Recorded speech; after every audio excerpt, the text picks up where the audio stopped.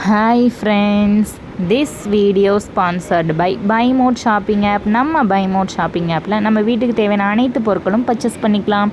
நம்ம இப்போ இந்த வீடியோவில் பார்க்க போகிறது சௌ சாம்பார் செய்வது எப்படி. வாங்க வீடியோக்குள்ளே போகலாம். சௌ சாம்பாருக்கு தேவையானது ஒரு சௌ எடுத்திருக்கேன், ஒரு தக்காளி எடுத்திருக்கேன், 2 பச்சை மிளகாய், கொஞ்சமாக பொடி உள்ளி. இப்போ சௌவை வந்து நம்ம வந்து இந்த தோலை செத்தி எடுத்துக்கலாம். பொடி உள்ளி, தக்காளி இந்த மாதிரி நறுக்கி வச்சுக்கோங்க. கொஞ்சோண்டு பொடி உள்ளி வந்து சாம்பாருக்கு கொஞ்சம் முழுசாகவே அரை இதாக சேர்த்துக்கிடுவோம். 2 பச்சை மிளகாய், தக்காளி, சௌவை இந்த அளவில் நான் கட் பண்ணி வச்சுருக்கேன். லாஸ்ட்டாக தாளிக்கிறதுக்கு கொஞ்சமாக பொடி உள்ளி குட்டியாக நறுக்கி வச்சுருக்கேன். இப்போது ஃபஸ்ட்டு வந்து நம்ம பருப்பை வேக போட்டுக்கலாம். அதுக்கு நான் வந்து 100 கிராமும் கொஞ்சமும் எடுத்திருக்கேன். சாம்பார் பருப்பு வந்து எடுத்திருக்கேன். அதை நல்லா கழுவிட்டு நம்ம வந்து அதை வந்து வேக வைக்கலாம்.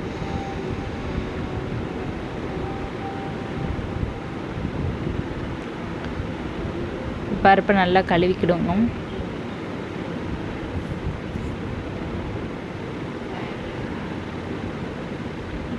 பருப்பை கழுவியாச்சு. இப்போ நம்ம தேவையான அளவு அதில் வந்து தண்ணி ஊற்றி, நல்ல தண்ணி ஊற்றிட்டு நம்ம சேர்த்துட்டு ஒரு 2 விசில் வச்சா போதும். கொஞ்சம் நல்லா வேகணும் அப்படின்னா ஒரு 3 விசில் 4 விசில் வச்சுக்கலாம்.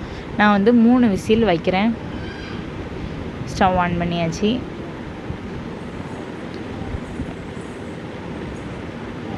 பருப்பு வெந்துட்டு விசில் வந்துட்டு இப்போ வந்து நம்ம இறக்கி வச்சுக்கலாம். விசில் போனதுக்கப்புறமா நம்ம ஓப்பன் பண்ணி பார்ப்போம்.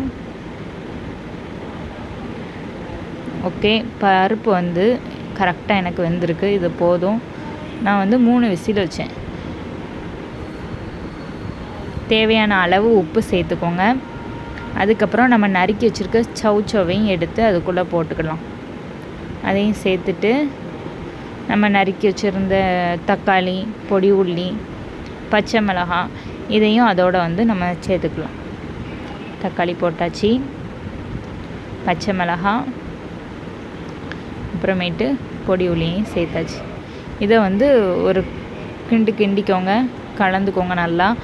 அதுக்கப்புறம் நம்ம தேவையான மசாலாக்களையும் சேர்த்துக்கலாம்.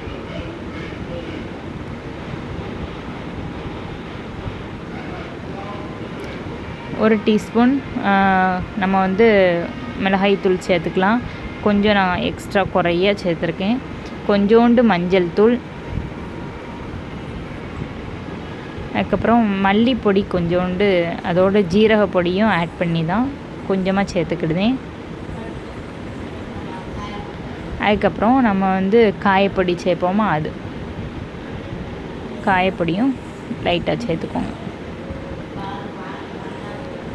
ஓகேவா ஃப்ரெண்ட்ஸ்? அதுக்கப்புறம் இதை நல்லா ஒரு தடவை கிண்டிட்டு டேஸ்ட் பண்ணி பார்த்துக்கோங்க. உப்பு வரப்போ எல்லாம் கரெக்டாக இருக்கா அப்படின்னு பார்த்துக்கோங்க. தேவையான அளவு கொஞ்சம் தண்ணியும் ஊற்றிக்கோங்க.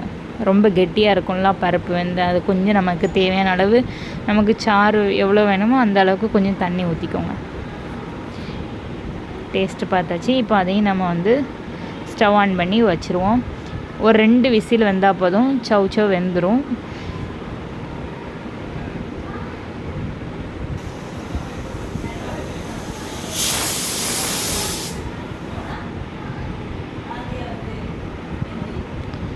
இப்போ 2 விசில் வந்துட்டு, விசில் போனதுக்கப்புறம் ஓப்பன் பண்ணி பார்க்கலாம். பாருங்கள் என்ன அழகாக சௌ சாம்பார் வந்து ரெடி ஆகிட்டு. சௌ நல்லா வெந்து வந்துட்டு கொஞ்சம் நேரம் ஸ்டவ்வில் நம்ம கொதிக்க விடுவோம். பாருங்கள் அழகாக வெந்திருக்கு. இப்போ கொஞ்சம் நல்லா கொதிக்க விட்டதுக்கப்புறம் டேஸ்ட் பண்ணி பார்த்துக்கோங்க, உப்பு எல்லாம் கரெக்டாக இருக்கா அப்படின்னு சொல்லிட்டு. இப்போ நம்ம மல்லி இலையும் சேர்த்தாச்சு. மல்லி இலை சேர்த்துக்கோங்க, அப்போ தான் நல்லாயிருக்கும் சாம்பாருக்கு. மல்லி இலை சேர்த்து நம்ம கொதிக்க வச்சு இறக்கியாச்சு. இப்போ லாஸ்ட்டாக நம்ம தாளித்து மட்டும் ஊற்றினா அவ்வளோதான். தாளிக்கிறதுக்கு ஒரு கடாய் எடுத்துக்கிட்டேன், எண்ணெய் ஊற்றியாச்சு.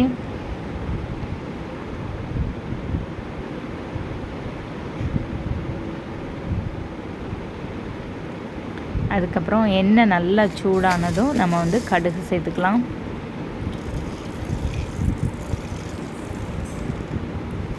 கடுகு நல்லா பொரிஞ்சதும் நம்ம வந்து குட்டி குட்டியாக நறுக்கி வச்சுருந்த பொடி உள்ளியையும் சேர்த்துக்கலாம்.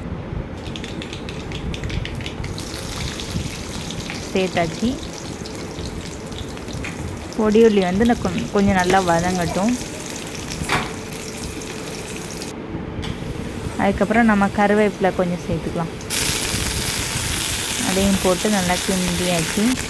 கிண்ணதுக்கப்புறம் அவ்வளோதான், இதை தாளித்து சாம்பாரில் ஊற்றினா அருமையான சௌச்சௌ சாம்பார் ரெடி ஃப்ரெண்ட்ஸ். இப்போ தாளித்ததை வந்து நம்ம ஊற்றிடலாம்.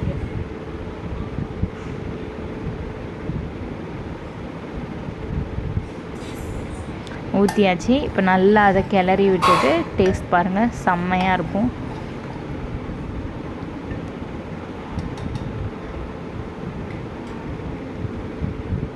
அவ்வளோதான், சௌச்சௌ சாம்பார் ரெடி. இந்த பாருங்கள் எப்படி இருக்குது அப்படின்னு சொல்லிட்டு. சௌச்சௌ நல்லா வெந்து வந்திருக்கு. சூப்பரான சௌச்சௌ சாம்பார் ரெடி. ஓகே ஃப்ரெண்ட்ஸ், பாய்.